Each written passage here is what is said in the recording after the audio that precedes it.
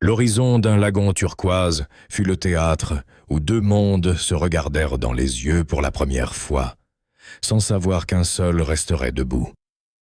Tenochtitlan, la Venise de l'Amérique, ne fut pas conquise seulement par l'acier, mais par une tempête parfaite de mythes divins, de trahisons politiques et d'une résistance qui frôla le surhumain.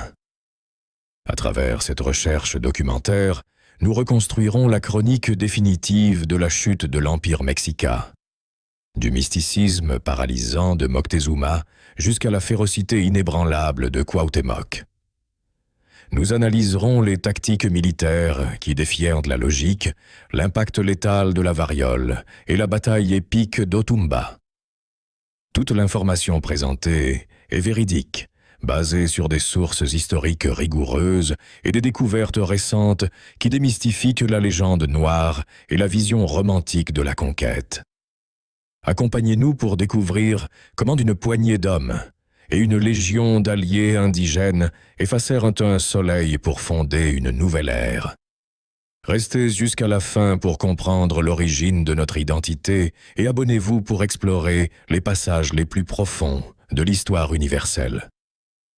Au fil des siècles, la figure d'Hernán Cortés a été sculptée par le mythe, mais ses fondations se trouvent dans l'Estrémadure de la fin du XVe siècle. Bien que la date exacte de sa naissance ait été un casse-tête pour les historiens, oscillant entre 1482 et 1487. Selon divers chroniqueurs, les recherches les plus rigoureuses et les déclarations du conquérant lui-même situent sa venue au monde vers 1484. Cortés grandit dans une ambiance de chaleur et de protection qui fut inhabituelle pour l'époque. Contrairement à d'autres explorateurs qui fuirent des foyers brisés, il jouit d'une relation exceptionnelle avec ses parents. Son père Martín Cortés ne fut pas seulement son guide, mais son représentant légal en Espagne durant ses années de gloire. D'autre part, l'affection envers sa mère fut telle que, après qu'elle fut devenue veuve, le conquistador la fit venir auprès de lui dans les territoires de la Nouvelle-Espagne. Malgré ce noyau familial solide, le contexte extérieur était sombre. Medellín tentait de panser les blessures de la guerre civile entre les partisans de Jeanne la Beltraneja et d'Isabelle la catholique. Bien que la ville fût épuisée, la famille Cortés jouissait d'une position économique aisée qui leur permit de traverser la crise avec une stabilité dont manquaient leurs voisins. La foi et la tradition marchent de main dans la main dans les récits de son enfance. Il existe une croyance persistante, selon laquelle il fut baptisé dans la paroisse de San Martín, où l'on conserve encore une ancienne cuve baptismale. Bien que géographiquement la paroisse de Santa Maria lui correspondît, il est probable que la famille possédât une demeure plus modeste dans la zone de San Martín ou que la dévotion au saint homonyme de son père dicta le choix du temple. En ces temps-là, le baptême était une course contre la montre en raison de la crainte que les nouveau-nés ne mourussent sans recevoir le sacrement. L'histoire traditionnelle a coutume de dépeindre un enfant à la santé fragile qui côtoyait constamment la mort. Cependant, cette vision doit être nuancée. Dans un siècle où la mortalité infantile était la norme, survivre aux fièvres et aux épidémies périodiques était plutôt un témoignage de force physique que de faiblesse. S'il est vrai qu'il souffrit de rachitisme, lequel laissa une marque visible dans l'arquement de ses jambes, sa résistance face aux maladies fut le premier indice de la ténacité qui définirait sa vie adulte. Cette période de formation à Medellín ne fut pas seulement une antichambre, mais le creuset où se forgea un jeune homme qui, soutenu par l'amour de sa famille et la résilience de son corps, chercherait bientôt des horizons plus vastes que les champs d'Estrémadure. Contrairement à ce que dictent les légendes les plus colorées, le passage d'Hernán Cortés par Salamanque ne fut pas celui d'un jeune diplômé universitaire, mais celui d'un étudiant de grammaire sous tutelle familiale. Ses parents, Martín et Inés, désiraient pour lui un avenir entre dossiers et lois, l'éloignant de l'incertitude de l'épée que son propre père avait connue sans grand succès. C'est pourquoi ils l'envoyèrent dans la ville du Tormes pour vivre chez sa tante Inés Gomez de Paz et son époux Francisco Núñez Valera. Bien que la tradition insiste sur le fait que Cortés se forma sur les bancs de la prestigieuse université de Salamanque, les sources primaires, y compris son biographe López de Gomara, suggèrent le contraire. Le plus probable est que le jeune Estrémaigne assistât à l'étude privée de son oncle par alliance, qui était grammairien. L'idée qu'il obtint un baccalauréat en droit en à peine 2 ans manque de fondement, car la formation juridique de l'époque exigeait un temps et une maturité que Cortés, arrivant en ville à peine âgé de 13 ou 15 ans, ne possédait pas encore. Pour que Cortés parvint à la maîtrise du latin et de la structure légale qu'il démontrerait des années plus tard dans ses écrits, son séjour à Salamanque dut s'étendre au-delà des 2 cours que cite habituellement l'historiographie traditionnelle. On estime qu'il demeura dans la ville entre 3 et 5 ans, retournant à Medellín vers 1501. Bien qu'il n'en sortît pas avec un titre officiel sous le bras, cette éducation fut le fondement de sa capacité diplomatique et de son habileté à naviguer dans la bureaucratie impériale, des outils qui s'avéreraient aussi létaux que ses armes à l'avenir. Tandis que les livres restèrent derrière lui et que la poussière des chemins le ramenait chez lui, l'esprit de Cortés commença à se sentir à l'étroit entre les murs de Medellín, observant comment l'horizon s'élargissait vers les nouvelles terres, qui promettaient la gloire que les salles de classe lui avaient de refuser. Ce désir d'aventure le mènerait à traverser l'océan, marquant le début de sa transformation en l'homme qui forgerait sa légende aux Antilles. Alors que les voiles de la flotte de Diego Velázquez se gonflaient des vents des Caraïbes en 1511, Hernán Cortés commençait à laisser derrière lui sa facette d'aventurier errant pour se transformer en homme d'institution. Son arrivée sur l'île de Cuba ne fut pas celle d'un capitaine aguerri par 1000 batailles, mais celle d'un administrateur sagace qui comprenait que dans le Nouveau Monde, le pouvoir se construisait autant avec la plume qu'avec l'épée. Sous le mandat de Diego Colón, Velázquez organisa une expédition d'un peu plus de 300 hommes pour annexer l'île voisine. Bien que l'historiographie romantique ait tenté de situer Cortés comme un guerrier indispensable dans cette campagne en raison d'une supposée incapacité physique de Velázquez, les sources les plus rigoureuses démentent ce protagonisme guerrier. En réalité, Cortés ne possédait pas d'expérience militaire significative, ni sur les champs d'Europe, ni dans les escarmouches antillaises. Sa véritable valeur pour le gouverneur résidait dans sa formation académique. Cortés fut recruté comme secrétaire personnel et officier administratif en raison de son habileté avec les lois et l'écriture. S'il est probable qu'il participa aux affrontements mineurs qui marquèrent la chute rapide de la résistance taïno, laquelle fut décimée davantage par les maladies et le travail forcé que par les combats directs, son baptême du feu fut discret et dépourvu des exploits que lui-même, des années plus tard, n'hésiterait pas à exalter s'ils avaient été réels. Une fois la paix coloniale établie, l'ascension de Cortés au sein de la hiérarchie civile fut imparable. En 1512, il fut investi comme maire ordinaire de Baracoa, et en 1515, il exerçait déjà la même autorité à Santiago, qui s'érigeait comme l'épicentre politique de l'île. Résider dans la capitale ne lui donna pas seulement de la visibilité devant l'administration royale, mais lui permit de tisser un réseau d'alliances avec d'autres colons de poids. Ce statut de premier colon lui garantit l'accès à des répartitions d'Indiens, partageant la main-d'œuvre du village de Manicarao avec son beau-frère Juan Suárez. À ce stade, Cortés n'était plus un hidalgo appauvri, mais un membre consolidé de l'élite bureaucratique caribéenne, un homme qui savait que le prestige social était la monnaie d'échange nécessaire pour des entreprises de plus grande envergure.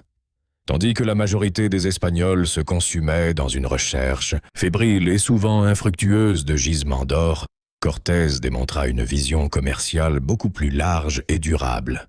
Bien qu'il profitât des placés aurifères que sa position lui permettait d'exploiter, sa véritable fortune se cimenta sur l'activité agro-pastorale. Il devint le premier grand propriétaire terrien et éleveur de Cuba, gérant des troupeaux de moutons, de vaches, de juments et de porcs. Cette diversification économique lui donna une liquidité financière enviable. Pour 1518, sa solvabilité était telle qu'il put s'associer avec Andrés de Duero, apportant la somme de 2000 castillans d'or pour des projets mercantiles. Cette richesse n'était pas seulement une fin en soi, c'était le fonds de roulement qui lui permettrait, peu après, de financer une grande partie de l'armada qui le mènerait sur les côtes du continent. Le succès de Cortés ne passa pas inaperçu aux yeux de Diego Velázquez. La relation entre les deux, initialement de confiance et de subordination, commença à se fissurer en raison de la nature même de leur personnalité. Tous deux étaient des organisateurs nés, des leaders charismatiques et possédaient des projets d'expansion qui, inévitablement, finiraient par entrer en collision. Velázquez voyait avec méfiance comment son secrétaire accumulait non seulement de la richesse, mais un leadership propre parmi les colons mécontents. Cortés, pour sa part, comprenait que son plafond à Cuba était atteint et que pour atteindre la gloire que son esprit projetait déjà, il devait briser les chaînes qui le liaient à l'autorité du gouverneur. Cette rivalité latente serait le combustible qui accélérerait son départ définitif. À mesure que les champs de Cuba prospéraient sous son commandement et que sa fortune atteignait des niveaux de privilège, l'écho des expéditions précédentes parlant d'une terre vaste et opulente à l'ouest commença à obséder Cortés. Avec le capital assuré et l'instinct de leadership aiguisé, l'ancien secrétaire de Santiago décida que le temps de l'administration était terminé, laissant place au moment de l'audace absolue. Le début d'une traversée vers l'inconnu qui changerait la carte du monde pour toujours. Avant d'avancer, rappelez-vous que vous pouvez profiter de récits complets comme celui-ci en les téléchargeant depuis le lien disponible dans la vidéo, pour en profiter à tout moment et sans interruption gênante par des publicités. Maintenant, continuons. L'ascension d'Hernán Cortés vers le commandement de l'expédition la plus importante de sa vie fut le résultat d'une maturation silencieuse durant ses années à Cuba. Le gouverneur Diego Velázquez, pressé par la nécessité de consolider ses découvertes avant que n'arrive l'un de ses titres officiels de Castille, cherchait un partenaire qui ne fût pas seulement audacieux, mais qui fût disposé à risquer son propre patrimoine. Après le succès limité des expéditions précédentes, le plan était ambitieux. Organiser une flotte sans précédent pour conquérir, peupler et, possiblement, trouver une route commerciale vers l'Asie.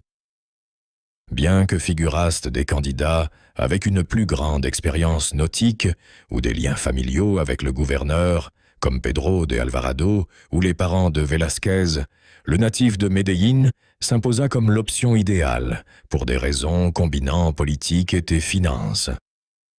Velázquez le décrivit comme une personne raisonnable et prudente, mais la réalité était beaucoup plus pragmatique. Solvabilité financière. Cortés n'était pas un simple employé, mais le partenaire majoritaire de l'entreprise. Des 11 navires qui formèrent l'armada, 7 furent apportés et équipés par lui. On estime qu'il investit près de 5000 castillans d'or, contre les 1800 du gouverneur, couvrant, en outre, les frais de fournitures essentielles comme le vin, l'huile et les objets de troc. Pouvoir de rassemblement. Le charisme de Cortés était un atout militaire. Son prestige sur l'île était tel que, selon des témoins de l'époque, la majorité des soldats s'enrôlèrent pour suivre son leadership personnel. Sans sa figure, l'expédition aurait difficilement réuni la quantité d'hommes nécessaire pour une entreprise d'une telle ampleur. compétences diplomatiques. Après les échecs d'expéditions basées purement sur la force, Velázquez cherchait quelqu'un avec des dons de négociateur capable d'établir des pactes avec les indigènes. Une habileté que l'Extrême avait polie durant ses années comme greffier et maire. La désignation de Cortés fut aussi impulsée par les ombres du pouvoir à Cuba. Ses partenaires et amis, le secrétaire Andrés de Duero et le comptable Amador de Lares, exercèrent une pression constante sur Velázquez pour le favoriser. Il existe de forts indices que ces trois personnages maintenaient une société secrète pour se répartir les bénéfices de la conquête dans le dos du gouverneur, ce qui suggère que Cortés, même avant d'appareiller, avait déjà tracé un plan pour agir en toute indépendance. Cette alliance d'intérêts fit de l'expédition une arme à double tranchant. Pour Velázquez, c'était l'extension de sa domination. Pour Cortés, c'était l'opportunité longtemps attendue de cesser d'être un subordonné et de devenir l'architecte de son propre destin. Avec la flotte prête et le capital investi, l'Hidalgo de Medellín était sur le point de transformer une mission d'exploration en l'une des épopées les plus audacieuses de l'histoire. Alors que l'hiver 1518 avançait, l'atmosphère à Santiago de Cuba devint irrespirable en raison des soupçons de trahison qui entouraient Hernán Cortés. Bien que des personnages comme Cervanto le Fou eussent averti Diego Velázquez du soulèvement imminent de son secrétaire, le gouverneur ne réagit que lorsque le déploiement d'hommes et de ressources fut trop évident pour être ignoré. À ce moment-là, la machine de Cortés était déjà inarrêtable. Lorsque Velázquez tenta finalement de révoquer la nomination de Cortés et d'interdire l'approvisionnement en vivres de sa flotte, le natif de Medellín démontra la profondeur de ses racines dans la société cubaine. Grâce à son expérience préalable comme maire et à ses connexions avec des marchands comme les frères Trias, il réussit à déjouer l'embargo officiel, chargeant ses navires de nuit avec des provisions obtenues à crédit. Le 18 février 1519, après une messe chargée de symbolisme religieux et politique, l'armada composée de 11 navires, avec à sa tête le navire amiral San Pedro, appareilla définitivement. Ce n'était pas seulement un groupe de soldats, mais une troupe de 500 personnes, dont beaucoup étaient des vétérans d'explorations antérieures, qui voyaient en Cortés un leader capable de tenir la promesse de peupler et de s'enrichir. Sur l'étendard de la flotte, une croix rouge sous la devise « Nous vaincrons par ce signe » marquait le début de ce que Cortés visualisait déjà comme une mission divine et étatique. Pour assurer le succès de l'entreprise, Cortés s'entoura d'un groupe compact d'hommes, principalement des Extremeños, qui formeraient sa garde prétorienne. Des capitaines d'élite comme Gonzalo de Sandoval, Pedro de Alvarado et Cristobal de Olid apportaient la force militaire. Même Diego de Ordaz, envoyé à l'origine comme espion de Velázquez, finit par succomber au charisme du chef. Le soutien spirituel et diplomatique vint de Fray Bartolomé de Olmedo, qui n'agit pas seulement comme confesseur, mais comme un agent politique astucieux, capable de soudoyer et d'espionner en faveur de Cortés sous la protection de son habit.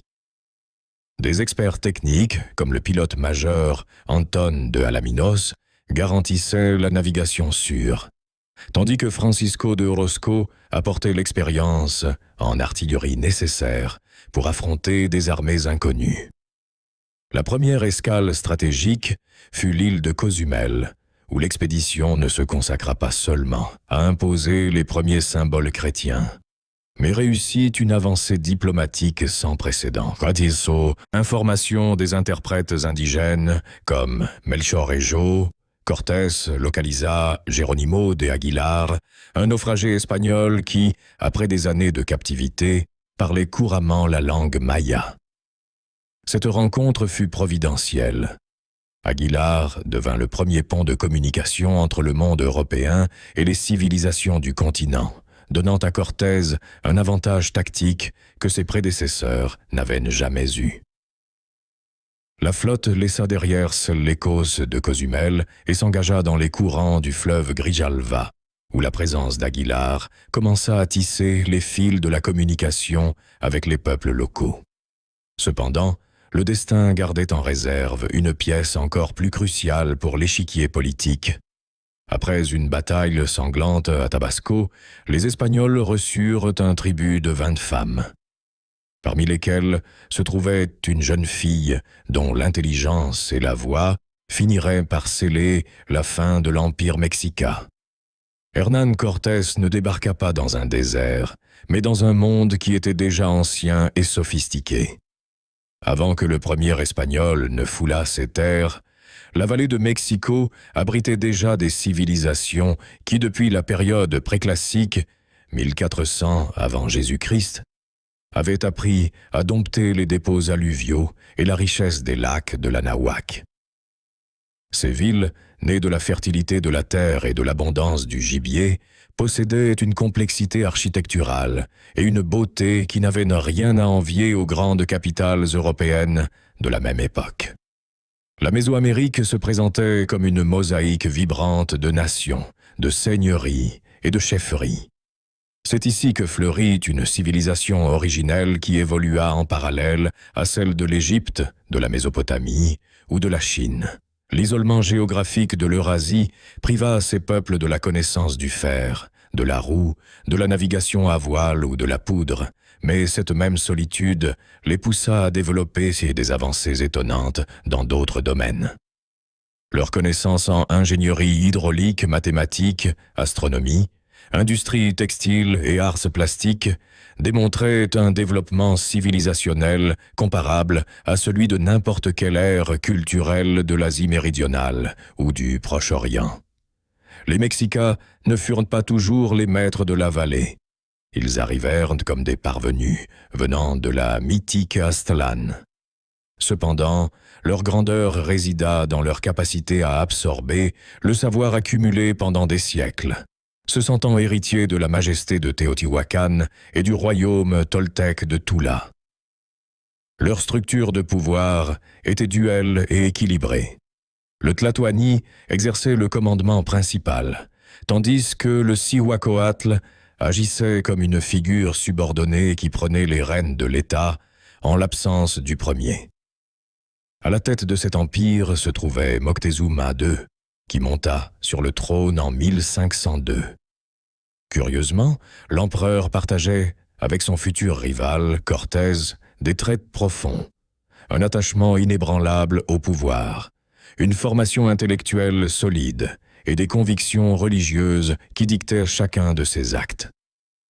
Les chroniques de Bernal Díaz le décrivent comme un homme d'une quarantaine d'années, de bonne stature, mince et au visage joyeux, qui maintenait vif l'élan expansif de ses prédécesseurs. Sous son commandement, l'armée mexicaine était une machine capable de se mobiliser en toute saison, assurant que les entrepôts d'État fussent toujours remplis de maïs, de sel, de textiles et d'objets de luxe. Malgré son apparence imposante, l'Empire mexicain était une construction jeune d'à peine un siècle et demi. Son intégration territoriale était loin d'être solide. À peine un siècle auparavant, ils avaient réussi à secouer la domination des Tépanèques. L'Empire se divisait en 39 provinces, mais manquait d'une véritable cohésion interne. Beaucoup de ses alliés servaient par peur et non par loyauté, ce qui générait un climat de fragilité politique.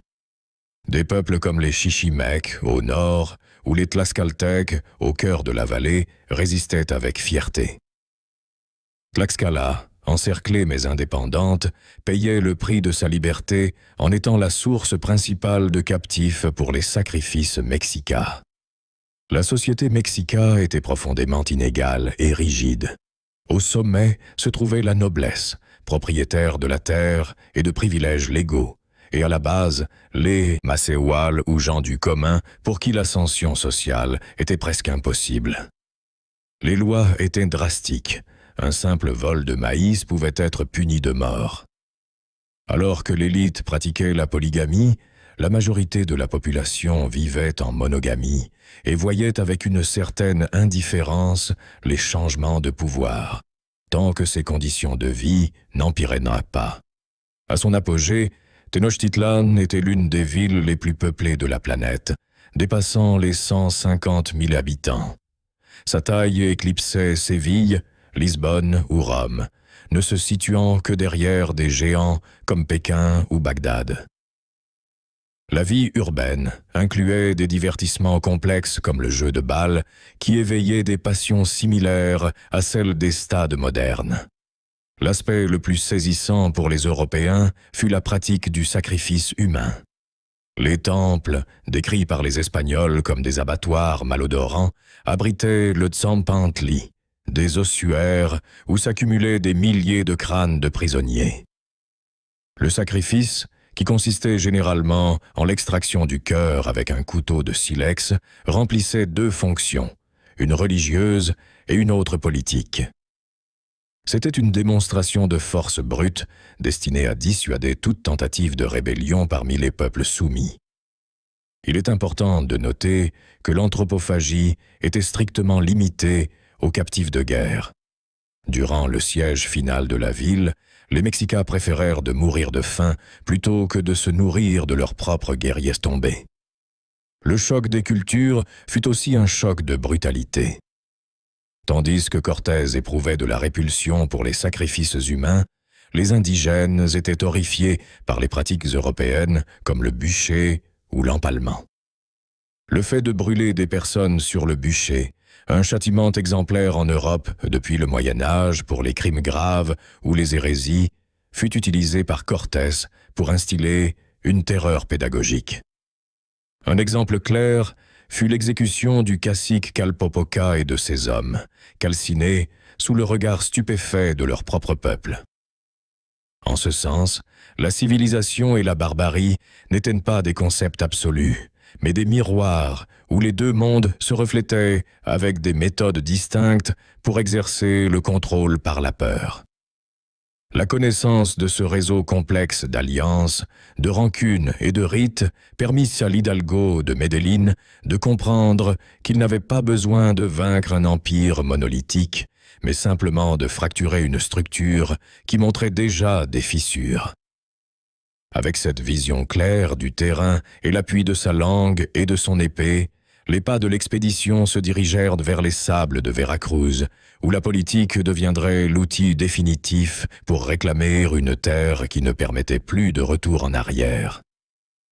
Le débarquement sur les sables de San Juan de Ulúa, le 21 avril 1519, marqua le début d'une transformation politique sans précédent. En à peine 4 mois, Hernán Cortés cessa d'être un explorateur sous les ordres d'autrui pour devenir l'architecte d'une nouvelle légalité. Le premier contact avec la réalité du continent vint à travers les émissaires totonaques de Zempoala, menés par le cacique Cuautlaybana, que les Espagnols surnommèrent le Gros Cacique. Ce cortège n'apporta pas seulement l'hospitalité, mais des cadeaux d'une valeur symbolique et matérielle écrasante. 2 grands disques de métaux précieux représentant le soleil et la lune, forgés en or et en argent. Cet éclat, loin d'apaiser l'ambition des nouveaux arrivants, confirma l'existence des richesses qu'ils désiraient tant, et c'est là le destin de la région. La décision d'établir une population sur les sables inhospitaliers de Chalchihuecan fut un mouvement purement stratégique. En fondant la Villa Rica de la Veracruz, Cortés n'établissait pas seulement une base d'opération. Il exécutait un coup d'État bureaucratique. En constituant le premier conseil municipal en mai 1519, le pouvoir n'émanait plus de Diego Velázquez à Cuba, mais d'une communauté de citoyens qui reconnaissaient uniquement l'autorité directe de l'empereur Charles Ier. Pour blinder cette nouvelle structure, Cortés nomma des hommes de son entière confiance, comme Alonso Hernández Portocarrero, mais intégra aussi des figures du camp de Velázquez, comme Francisco de Montejo, pour projeter une image d'unité. Sous la foi du greffier Pedro Hernández, on traça les espaces pour la mairie, l'église, la prison et l'abattoir. Cette fondation remplissait deux fonctions vitales. Sécurité stratégique, servant de refuge face aux possibles attaques indigènes et de port sûr pour recevoir des renforts ou repousser des expéditions punitives envoyées depuis Cuba. Et légitimité juridique, car Cortés avait appris qu'on pouvait défier un supérieur intermédiaire si l'on maintenait une loyauté absolue et directe envers la couronne. En dissolvant son lien avec Velázquez, le Conseil le nomma grand juge et capitaine général, lui octroyant un commandement indépendant. La consolidation du commandement ne fut pas exempte de résistance interne. Les fidèles au gouverneur de Cuba, menés par des figures comme Diego Cermeño et Juan Escudero, tentèrent de voler un navire pour dénoncer la rébellion aux Antilles. La réponse de Cortés fut implacable et chirurgicale.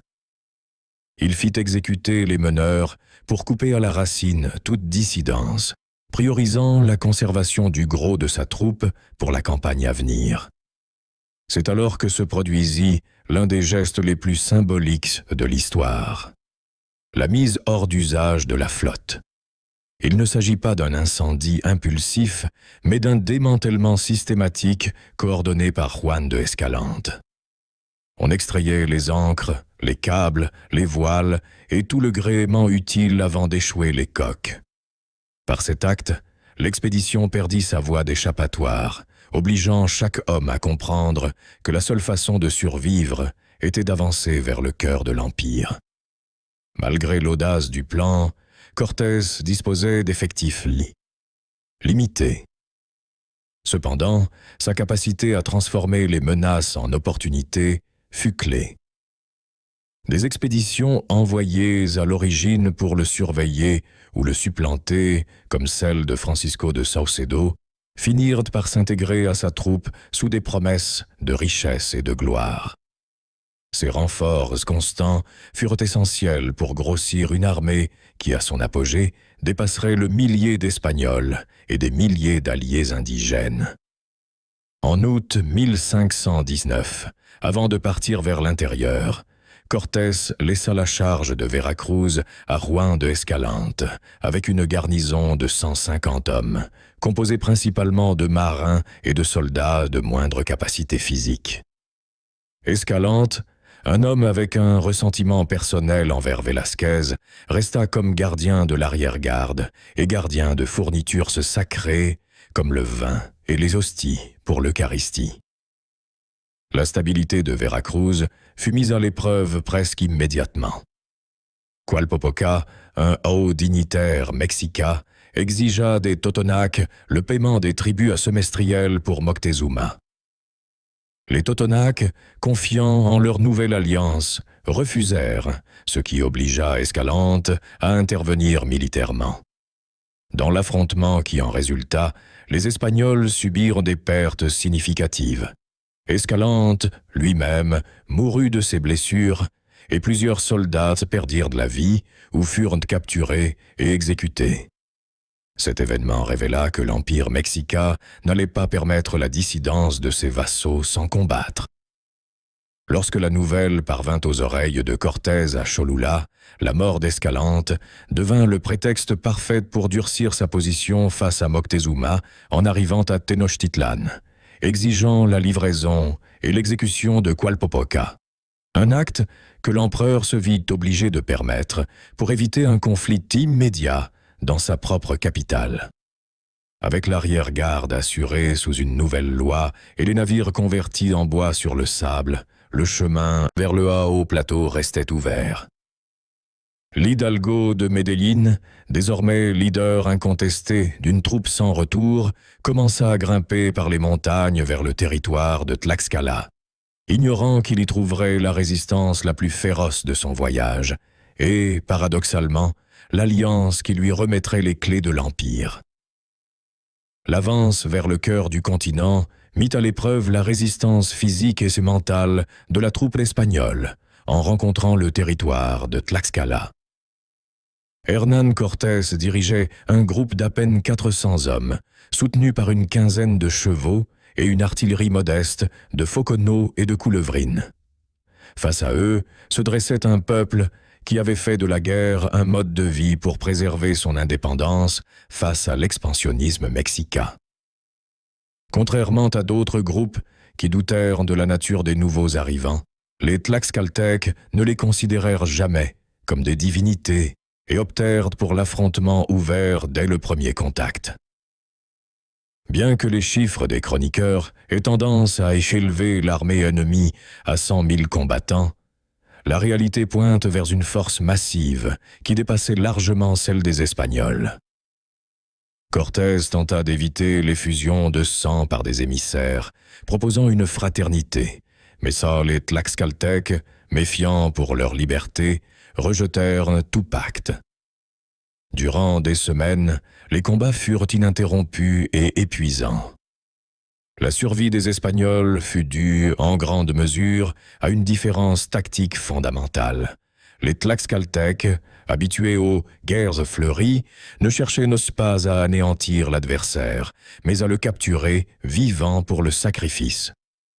Cet objectif empêcha la supériorité numérique indigène d'écraser le petit contingent européen. Cependant, les défenseurs de Tlaxcala se montrèrent des apprentis rapides. Comprenant que la cavalerie et les canons perdaient en efficacité dans l'obscurité, ils tentèrent des attaques nocturnes, rompant avec la tradition méso-américaine de ne combattre que sous la lumière du soleil. Malgré ces efforts, la disparité technique était insurmontable, résultant en milliers de pertes indigènes face à des pertes espagnoles minimes. Voyant que la force brute échouait, le chef guerrier Xicotencatl tenta une ruse en envoyant 50 émissaires chargés de nourriture et de cadeaux, avec le plan caché d'attaquer durant la nuit après le banquet. Une fois de plus, l'intervention de Malantzin fut décisive pour déjouer la conspiration. Cortés, fidèle à sa politique de châtiments chirurgicaux, ordonna d'amputer les mains des espions et les renvoya sur leur terre. Pour assurer le contrôle total, il réalisa des incursions punitives dans les villages voisins, démontrant une violence qui finit par briser la volonté de la fédération tlaxcaltèque. Les indigènes commencèrent à croire que les étrangers possédaient la capacité surnaturelle de lire leurs pensées et d'anticiper leurs mouvements. Le Conseil des Anciens de Tlaxcala, comprenant que la résistance signifiait l'anéantissement, décida de chercher la paix. Le vieux Xicotencatl se présenta devant Cortés en litière, assumant toute la responsabilité du conflit pour protéger son peuple, et alléguant que son opposition était due au soupçon que les Espagnols fussent des alliés de Moctezuma. Le 23 septembre 1519, l'expédition entra solennellement dans la ville, un événement qui transforma la haine en l'une des alliances les plus solides de l'histoire coloniale. Pour sceller ce pacte de sang et de destin, les caciques livrèrent leurs propres filles aux capitaines espagnols. Parmi elles, Luisa Tequelhuetzin, fille de Xicotencatl, fut donnée à Pedro de Alvarado. Cortés resta impressionné par l'ampleur de Tlaxcala, comparant sa force et sa taille à la ville de Grenade. Cette union changea la donne. Les Espagnols n'étaient plus un groupe isolé, mais la tête d'une armée de milliers de guerriers locaux assoiffés de vengeance contre la domination mexicaine. Malgré le succès, la peur s'installa parmi certains soldats espagnols. Après avoir subi des blessés et des pertes contre les Tlaxcaltèques, beaucoup craignaient que l'affrontement contre l'Empire mexicain ne fût un suicide et suggérèrent de retourner à Veracruz.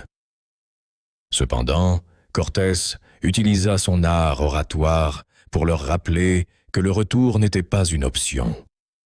Reculer signifiait affronter des procès pour trahison à Cuba, tandis qu'avancer était la seule voie vers la gloire.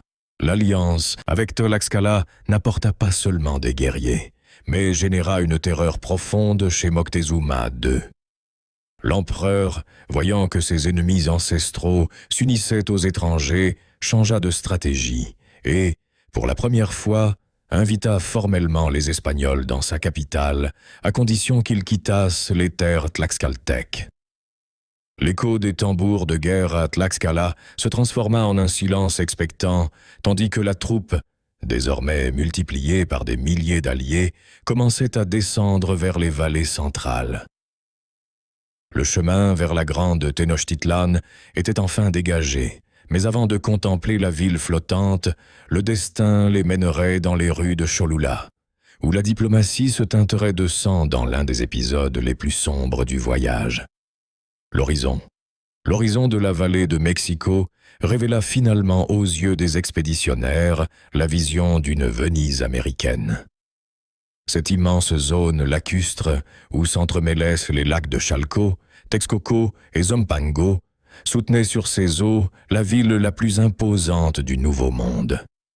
La magnificence de Tenochtitlan était telle que, malgré le risque évident d'entrer dans un piège mortel, Hernán Cortés comprit que reculer serait interprété comme une faiblesse fatale. Avec la détermination de celui qui joue son destin sur une seule carte, la troupe avança vers le cœur de l'Empire. Avant l'entrée définitive, l'expédition fit escale à Texcoco, la seconde ville la plus importante de la vallée. Là, l'accueil d'Ixtlilxochitl fut d'une joie inattendue, culminant avec la conversion rapide du seigneur local au christianisme sous le nom d'Hernando. Cependant, tandis que les Espagnols célébraient en cette avancée diplomatique, l'ambiance dans la capitale Mexica était d'une tension funèbre. Les conseillers de Moctezuma II l'avertirent avec une clarté effrayante du danger d'inviter l'ennemi dans sa propre maison, prédisant que, lorsqu'il voudrait y remédier, le royaume ne lui appartiendrait plus. Le 8 novembre 1519 se produisit la rencontre qui changerait la carte du monde. Moctezuma sortit à la rencontre des étrangers, porté sur une litière d'un luxe extrême, entouré de la haute noblesse. Son discours initial fut d'une soumission déconcertante, traitant Cortés comme un seigneur revenant occuper un trône que le monarque mexicain n'avait gardé que temporairement. Cette attitude naissait d'une profonde paralysie spirituelle. La tradition orale parlait d'anciens seigneurs venus du dehors qui réclameraient un jour leur héritage, une figure messianique associée à Quetzalcoatl. Moctezuma, un homme aux profondes racines religieuses, resta atterré en voyant que les casques des Espagnols ressemblaient à ceux de ces divinités et que la couleur bleue de l'étendard de Cortés évoquait Huitzilopochtli, le dieu de la guerre. Cortés, détectant cet avantage psychologique, nourrit la croyance qu'il représentait ce souverain ancestral dont parlaient leurs mythes. Cependant, le mysticisme du Tlatoani cohabitait avec un soupçon terrestre. Moctezuma savait que les nouveaux venus étaient de chair et d'os depuis qu'il avait reçu la tête d'un soldat espagnol mort à Veracruz. De plus, la soif démesurée d'or et la destruction de la ville sacrée de Cholula, acte impensable pour un dieu civilisateur, lui confirmèrent l'ambition humaine des barbus. C'est pourquoi, avant de les recevoir, il ordonna de cacher le trésor royal derrière de faux murs chaulés. Les Espagnols et leurs alliés tlaxcaltèques traversèrent les chaussées, tandis que des milliers de Mexicains les observaient avec un mélange de curiosité et de peur. Ils furent logés dans le palais d'Axayacatl, un édifice si vaste qu'il put abriter toute la troupe. Cet emplacement n'était pas fortuit.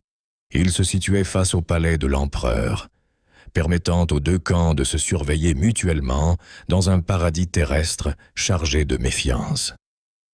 La passivité de Moctezuma semble difficile à justifier pour un monarque avec près de 2 décennies d'expérience.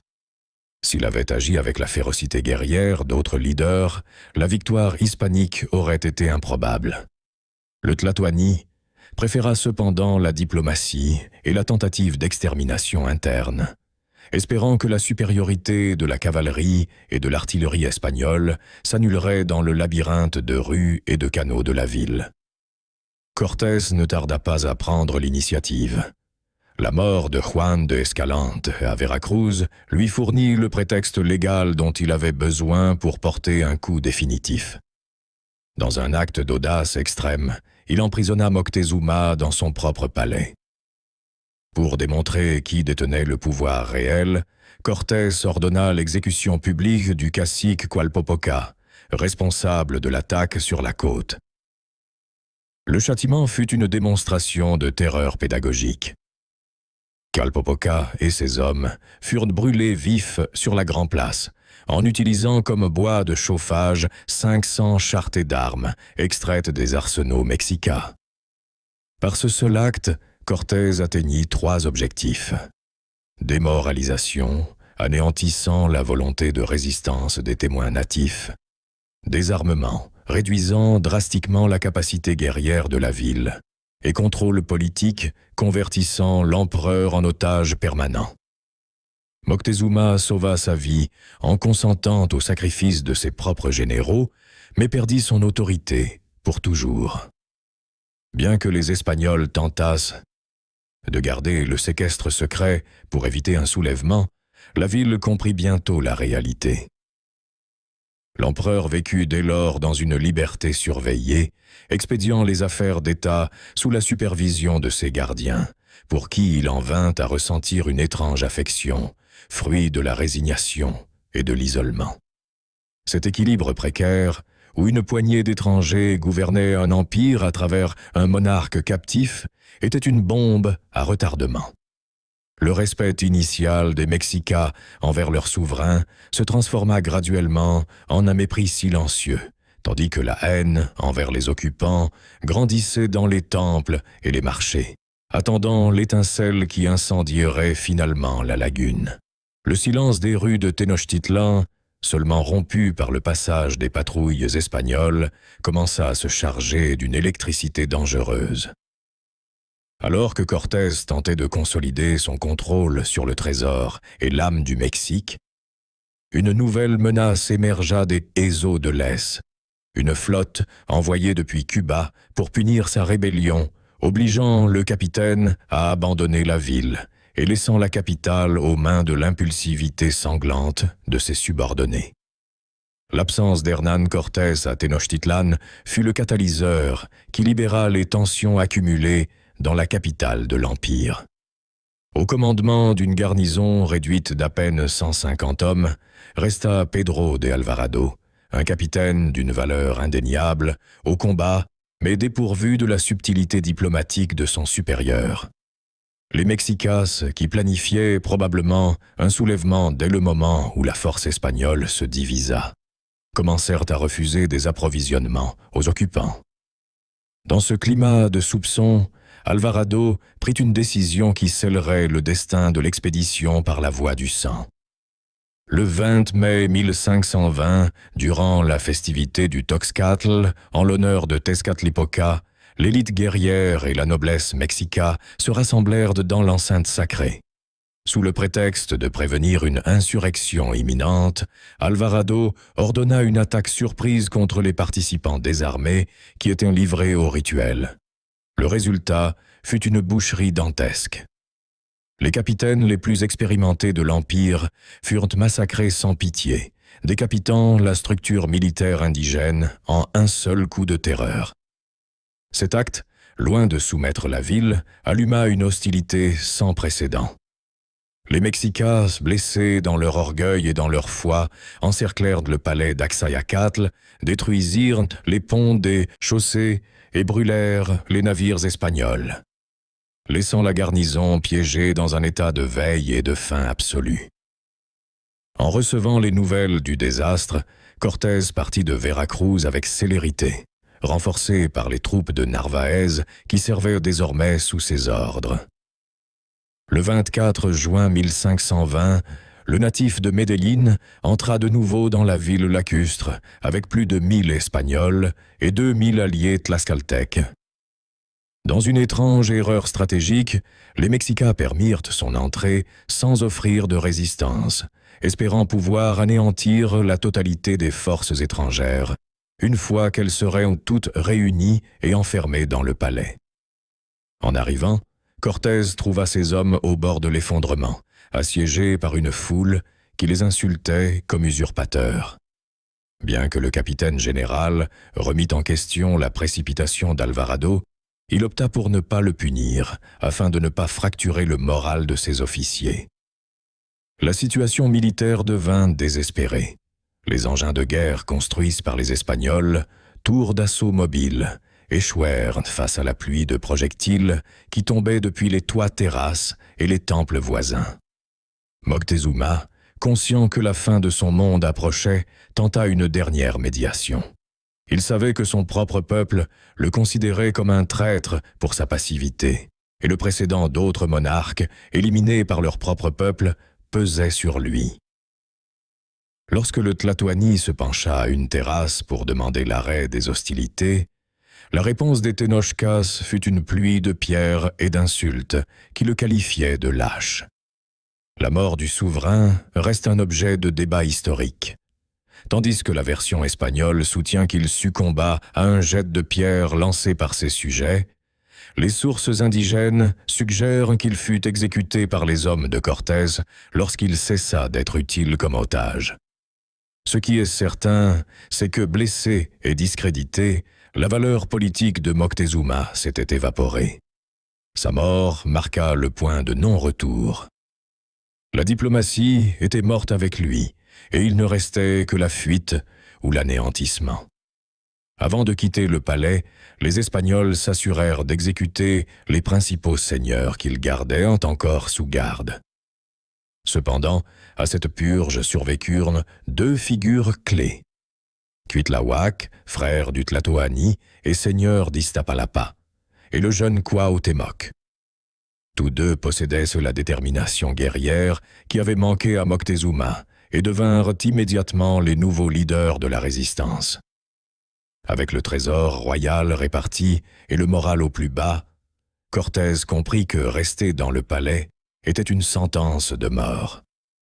Le plan d'évasion fut tracé pour l'obscurité de la nuit, espérant que le silence et la pluie leur permettraient de traverser les chaussées avant que le rugissement des conques de guerre n'alertât la ville. Cette retraite, que l'histoire retiendrait comme la noche triste, serait l'épisode le plus sanglant et désastreux pour les armes hispaniques dans tout le processus de conquête. Le silence de minuit fut bientôt déchiré par les cris d'alarme et le battement des canoës sur l'eau, transformant la chaussée de Tlacopan en un cimetière d'hommes et de chevaux. Parmi les restes d'une armada défaite et les pleurs pour les compagnons perdus, Hernán Cortés chercherait sous l'ombre d'un cyprès la force nécessaire pour regrouper ce qu'il restait de son armée et entreprendre une pénible marche de retour vers la sécurité de Tlaxcala. Sous le pâle abri du minuit du 30 juin 1520, le destin de l'expédition se joua dans un silence rompu par la pluie. Suivant les conseils astrologiques de Blas Botelho et poussé par la fin de 8 jours de siège, Hernán Cortés ordonna l'évacuation de Tenochtitlan. Ce n'était pas une retraite glorieuse, mais une fuite désespérée d'hommes blessés qui ne pouvaient plus soutenir les assauts au palais d'Axayacatl. Les Mexicas, dans une négligence qui leur coûterait la victoire définitive, n'attendaient pas que les étrangers tentent de traverser les chaussées dans l'obscurité, croyant à tort que l'attaque se produirait à l'aube. Avant de partir, on fondit le métal précieux accumulé, séparant le quin royal qui fut confié à une jument sous garde. Cependant, le reste du butin fut réparti parmi la troupe, devenant pour beaucoup une sentence de mort. La chaussée de Tacuba, choisie car étant le chemin le plus court vers la terre ferme, se transforma en un piège mortel où l'or agit comme un lest. Ceux qui, aveuglés par la cupidité, chargèrent leurs vêtements de lingots et de disques, furent les premiers à couler dans les éaux ou à être rattrapés par les ravisseurs. La phrase des chroniqueurs résonna avec ironie. Beaucoup furent tués par la richesse qu'ils prétendaient sauver. Cortés lui-même dans un geste de pragmatisme tardif, en vint à conseiller à ses hommes de jeter le métal au diable s'ils voulaient conserver la vie. L'organisation du repli divisa la troupe en 3 corps.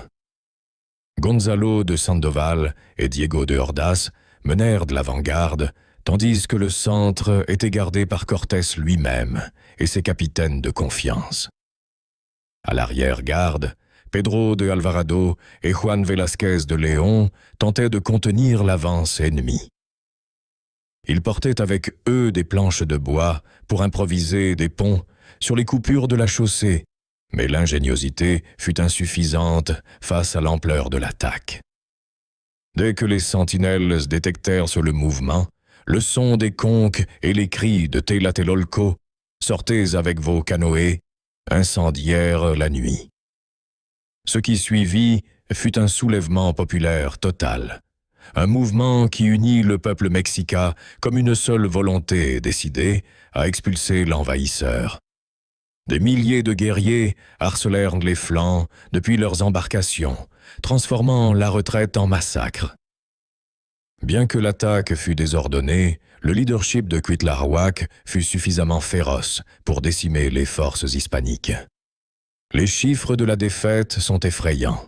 Bien que les calculs varient, on estime que près de 870 Espagnols et 1 millier d'alliés tlaxaltèques perdirent de la vie dans les canaux. Avec eux tombèrent des figures. Les soles du projet cortésien et la totalité de l'artillerie fut perdue, ainsi que 56 chevaux. Les survivants atteignirent la rive exténués et démoralisés, contemplant comment le rêve de la conquête sombrait dans la boue du lac Texcoco. Ce fut la plus grande humiliation militaire subie par les armes espagnoles dans le Nouveau Monde. Après la fuite, l'expédition se trouvait au bord de l'abîme, mais 2 facteurs externes altérèrent le cours de l'histoire. Le premier fut l'apparition de la variole, un général invisible qui commença à ravager la population indigène. Cette maladie, étrangère au système immunitaire mésoaméricain, coûta la vie à Cuitlahuac lui-même, privant les Mexicas de leur leader le plus courageux au moment le plus critique. Pour les Espagnols, ce fléau fut interprété comme une intervention divine qui équilibrait les forces. Le second facteur fut la différence de mentalité face à l'adversité. Tandis que les Mexicas, après la mort de Moctezuma et l'assaut des épidémies, virent leur confiance en les dieux vaciller, les Espagnols maintenaient une motivation inébranlable. Leur vision du monde intégrait la lutte pour la foi avec la recherche de fortune. La mort au combat leur assurait le ciel, tandis que la victoire leur octroyait la renommée et l'honneur. Cette conviction des 3 vies, la terrestre, celle de la renommée et l'éternelle, empêcha les survivants de se rendre, les poussant à chercher refuge à Tlaxcala pour se réarmer. Les pleurs sous le cyprès ne furent pas la fin, mais un amer répit au milieu de la persécution. Les blessures encore ouvertes et la faim rongeant leurs rangs, les hommes de Cortés durent entreprendre un pénible détour par les plaines du haut plateau, sans savoir que dans les plaines d'Otumba les attendait une dernière barrière de milliers de guerriers décidés à effacer leurs traces de l'histoire pour toujours. Après l'amère retraite de la Noche Triste, les Mexicas virent l'opportunité de porter le coup final à une troupe qu'ils considéraient moribonde. Le 7 juillet 1520, dans les plaines d'Otumba, se livra la bataille qui définirait si les Espagnols seraient effacés de l'histoire ou s'ils réussiraient à imposer leur suprématie. Cortés et ses hommes se trouvaient dans une situation désespérée. Blessés, sans artillerie ni armes à feu, et isolés de tout soutien immédiat. Cependant, le natif de Medellín fit appel à la foi et à la survie, convainquant ses soldats que la seule alternative à la victoire était une mort certaine aux mains des infidèles.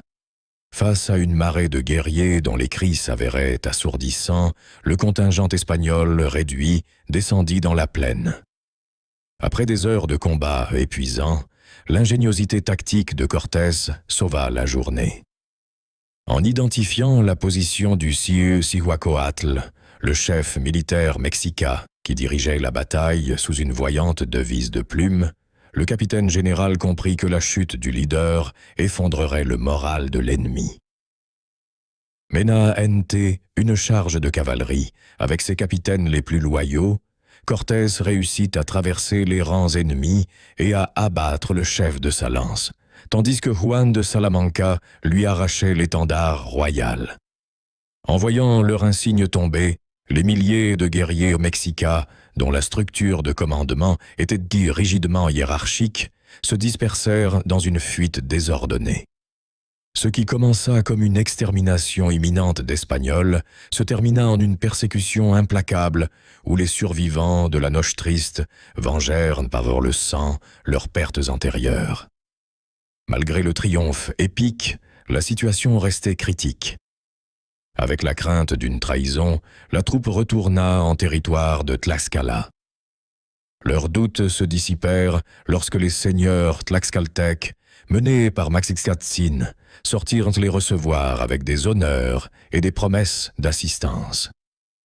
La victoire à Otumba avait effacé le stigmate de l'échec précédent, réaffirmant l'alliance et attirant de nouvelles ambassades de villes voisines qui cherchaient une protection face aux Mexicains. Ayant repris son souffle, Cortés initia une phase brutale de la conquête. Sans attendre de renfort, il entreprit une campagne de soumission dans la région contre tout suspect de collaboration avec Tenochtitlan.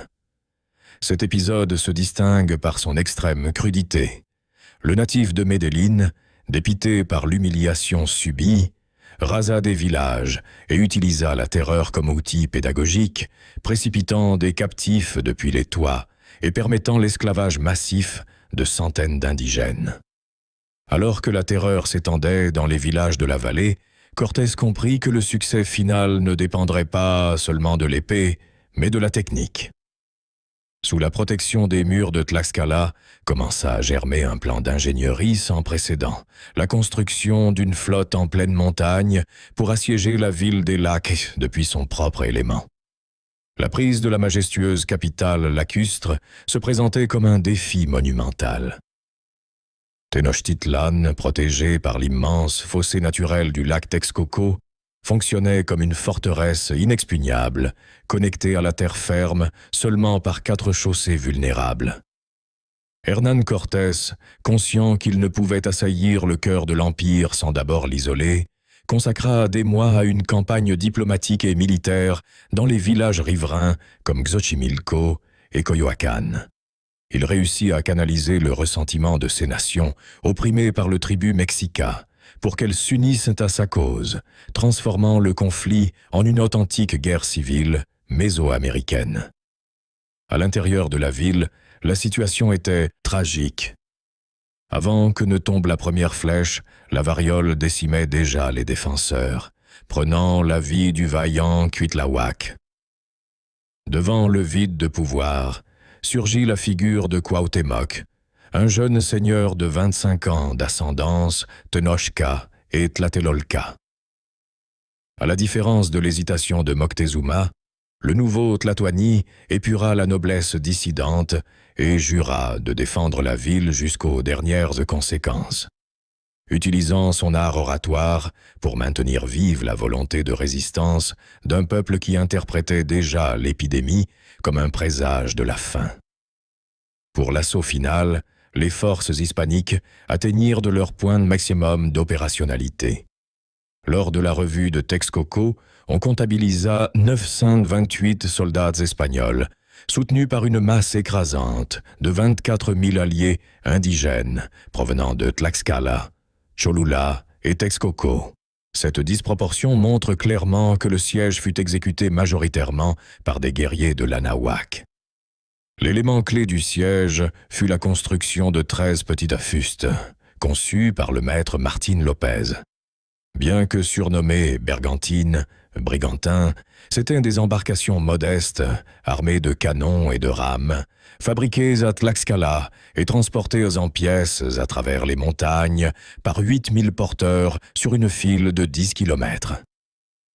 Cette flottille fut mise à l'eau le 28 avril 1521 avec l'objectif de neutraliser les 2000 canoës de Cuauhtémoc et de couper tout approvisionnement nocturne qui tenterait de déjouer le blocus.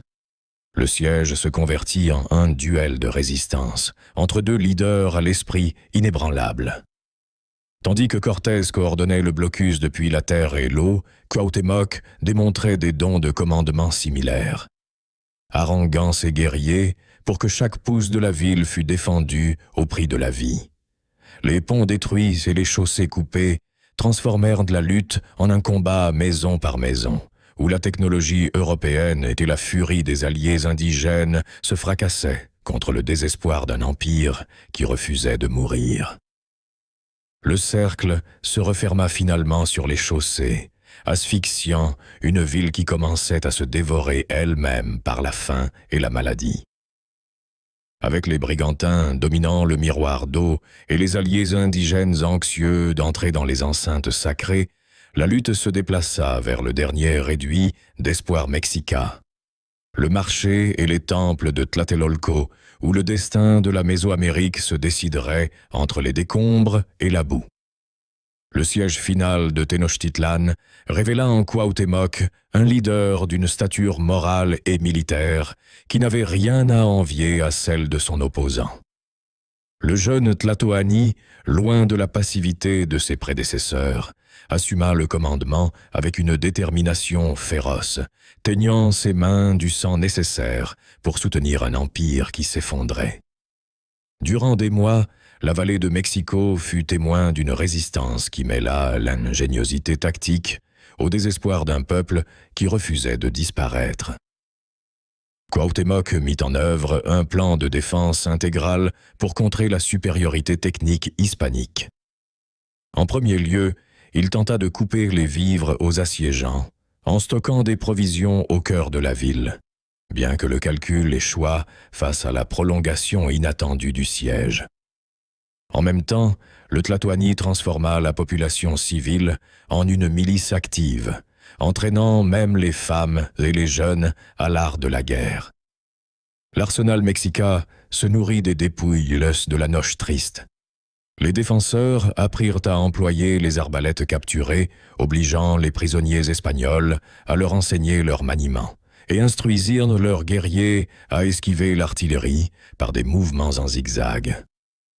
Contre la cavalerie, ils semèrent les chaussées d'obstacles et de trous avec des pointes, annulant l'avantage des cavaliers dans l'environnement urbain. La bataille pour la lagune fut le scénario le plus asymétrique du conflit. Cuauhtémoc mobilisa une flotte de 2000 canoës pour briser le blocus, mais se heurta à la muraille technologique des brigantins espagnols. Une seule de ces embarcations pouvait couler des dizaines de pieds qui connecteraient avec les Indes orientales, un désir qui avait déjà obsédé Colomb. Pour cela, il ordonna la construction de navires à Zacatula et planifia des explorations qui devaient remonter la côte de Floride jusqu'à Terre-Neuve. Malgré son immense vision, beaucoup de ces entreprises s'avérèrent être un échec financier qui consomma une grande partie de ses ressources personnelles. Les premières années de vie à Mexico furent d'une austérité surprenante pour l'homme qui avait renversé un empereur. Dans ses lettres, Cortés confessait dormir dans des lits précaires et manquer de vêtements basiques, tandis qu'il investissait chaque peso pour consolider la domination espagnole. Sa gestion combina la rigueur militaire avec l'institutionnalisation sociale. Entre 1521 et 1524, il fonda l'hôpital de Notre-Dame de la Conception, plus tard connu comme hôpital de Jésus, l'une des institutions sanitaires les plus anciennes du continent. La validation définitive de son effort arriva en 1523, lorsque Charles Ier le nomma officiellement gouverneur et capitaine général de Nouvelle-Espagne. Cette reconnaissance légitima sa rébellion initiale et transforma son commandement de facto en une autorité légalement constituée. Néanmoins, la pacification ne fut pas exempte de violence. Des rébellions comme celle de Tututepec furent étouffées avec la méthode habituelle d'exécuter les meneurs et d'asservir les insurgés pour garantir la stabilité du nouvel ordre. À mesure que la carte de la Nouvelle-Espagne se teignait aux couleurs de Castille, la figure de Cortés commença à générer tant de l'admiration que de profonds soupçons à la cour impériale. Le succès militaire laisserait place à une bataille beaucoup plus complexe et sibylline. L'affrontement contre la bureaucratie royale et les intrigues politiques qui chercheraient à limiter le pouvoir absolu du conquérant sur les terres qu'il avait lui-même gagnées. Les 7 dernières années de la vie d'Hernán Cortés, situées entre 1540 et 1547, ont cessé d'être un mystère pour se révéler comme une période d'intense activité diplomatique, économique et personnelle dans la péninsule. Après une décennie de conflits légaux en Nouvelle-Espagne, où le vice-roi Antonio de Mendoza limitait systématiquement son autorité et ses entreprises navales à Tehuantepec, l'Extrémaigne décida de traverser l'océan pour défendre son honneur et ses intérêts devant l'empereur Charles Quint. En arrivant en Espagne en 1540, l'accueil de la couronne fut respectueux mais distant, loin de la ferveur qu'éveilla sa première visite. Il s'installa à Madrid, entouré de l'élite castillane, bien que toujours sous l'ombre d'être un homme nouveau ou un parvenu pour la vieille aristocratie de sang. Malgré son immense fortune et ses titres, le système courtisan ne l'intégra jamais pleinement comme l'un de ses égaux. En 1541, dans un effort pour récupérer la faveur royale et démontrer sa loyauté militaire, il accompagna l'empereur dans la désastreuse journée d'Alger. Aux côtés de ses fils Luis et Martin, il survécut miraculeusement au naufrage de sa galère, la Esperanza, perdant dans le désastre 5 précieuses émeraudes. L'échec de la campagne et le fait de ne pas être consulté dans les conseils de guerre approfondirent sa désillusion politique. Après l'aventure africaine, Cortés s'établit à Valladolid entre 1542 et 1545. Dans la ville du Pisuerga, il maintint un rythme de vie frénétique, gérant ses affaires à travers de constants actes notariés et plaidant pour le pouvoir qu'il considérait lui avoir été arraché injustement.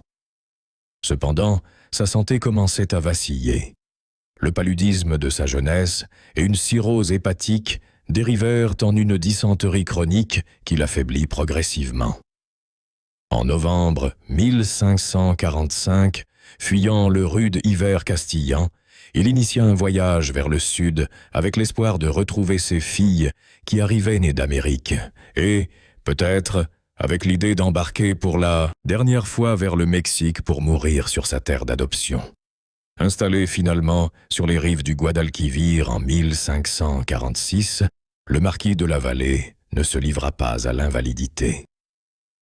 Jusqu'à ces dernières semaines, il agit comme parrain lors de baptême et géra des prêts de milliers de ducats pour soutenir ses dépenses, arrivant même à mettre en gage des pièces d'orfèvrerie. Conscient que le temps s'épuisait, il consacra une grande partie de son énergie à assurer l'avenir de sa lignée. En octobre 1547, il formalisa des accords matrimoniaux d'une ampleur économique étonnante pour ses enfants Martín et Juana avec la maison du comte d'Aguilar. Ces pactes ne cherchaient pas seulement des alliances de sang, mais mettaient en évidence que malgré ses plaintes constantes sur le manque de liquidité, il possédait une capacité financière supérieure à celle de beaucoup de grands seigneurs de Castille. Épuisé par les visites de créanciers et la pression de ses affaires légales à Séville, Cortés se retira dans le village voisin de Castilleja de la Cuesta, cherchant la paix chez son ami Juan Alonso Rodríguez de Medina. Là, dans une solide demeure entourée d'oliviers, la maladie le laissa prostré. Cet esprit inquiet qui le mena à brûler ses navires ne l'abandonna pas même sur son lit de mort. Le vendredi 2 décembre 1547, quelques heures avant d'expirer, il dicta un codicille pour ajuster les détails de son enterrement et de son héritage. Bien que son esprit fût lucide, son corps ne lui permettait plus de tenir la plume. C'est pourquoi d'autres signèrent en son nom. Après s'être confessé et avoir reçu l'extrême-onction, l'homme qui avait renversé l'Empire mexicain décéda à l'aube du 3 décembre, accompagné par ses enfants et ses collaborateurs les plus proches. Respectant le protocole et sous la protection du duc de Medina Sidonia, il fut enterré initialement le 4 décembre au monastère de San Isidoro del Campo, à Santiponce. Bien qu'il mourût en Espagne, sa dernière volonté fut claire. Ses restes devaient reposer en Nouvelle-Espagne, ce qui est le Mexique, le théâtre où son nom devint éternel. Le voyage physique de Cortés se termina sur les terres andalouses, mais l'héritage de son entreprise commençait à peine à donner ses fruits et les plus complexes. Avec la disparition du conquérant, se fermait un chapitre de fer et de sang, laissant place à une longue histoire d'échanges culturels, de débats théologiques et à la consolidation d'un monde métis qui transformerait la face de la terre pour toujours. L'écho des conques de guerre et le fracas des armures de Castille se sont évanouis dans le temps, mais l'empreinte de cette rencontre continue de vibrer dans les fondations de notre civilisation. En contemplant le crépuscule de Tenochtitlan et la mort solitaire d'Hernán Cortés dans la paix d'une oliveraie sévillane, nous n'assistons pas seulement à la fin d'une ère, mais à la naissance accidentée d'un monde nouveau. L'histoire de la conquête n'est pas un récit de bons contre méchants, mais une tragédie humaine de dimension colossale, où l'ambition, la foi et la survie s'entrelacèrent de façon indissoluble. Cet empire qui sombra dans les eaux du lac Texcoco ne disparut pas complètement. Il se transforma dans le sang, la langue et la foi de millions de personnes qui habitent aujourd'hui le continent. La figure de Cortés, cet homme à l'esprit inquiet qui chercha la gloire jusqu'à son dernier souffle, et celle de Cuauhtémoc, le Tlatoani qui préféra le sacrifice à la servitude, sont les deux piliers sur lesquels s'édifia une identité métisse. À travers les siècles, ces chroniques nous invitent à réfléchir sur la fragilité des grandes puissances et la résilience de l'esprit humain face à l'inconnu. Ce voyage dans le passé nous démontre que les frontières de l'histoire sont toujours fluides. Ce qui commença comme une expédition incertaine finit par redessiner la carte du globe, connectant des océans et des civilisations qui étaient restées isolées pendant des millénaires. Aujourd'hui, en étudiant ces faits avec rigueur et sans préjugés, nous honorons la mémoire de ceux qui luttèrent sur les chaussées et de ceux qui rêvèrent d'un nouvel empire sous le soleil. Si vous souhaitez approfondir des récits comme celui-ci, nous avons préparé une liste de narrations comme celle-ci pour que vous puissiez les télécharger directement via le lien que vous trouverez dans la description de la vidéo. De cette manière, vous pourrez en profiter ainsi que de faits historiques à tout moment et sans les interruptions des publicités. Merci beaucoup de nous avoir accompagnés dans cette traversée documentaire. Votre curiosité est le moteur qui nous permet de continuer à explorer les recoins les plus profonds du passé. Si ce contenu vous a semblé précieux, nous vous invitons à vous abonner à la chaîne, à activer les notifications et à partager votre opinion dans la section des commentaires. Votre soutien est fondamental pour que l'histoire continue de prendre vie. On se voit au prochain épisode.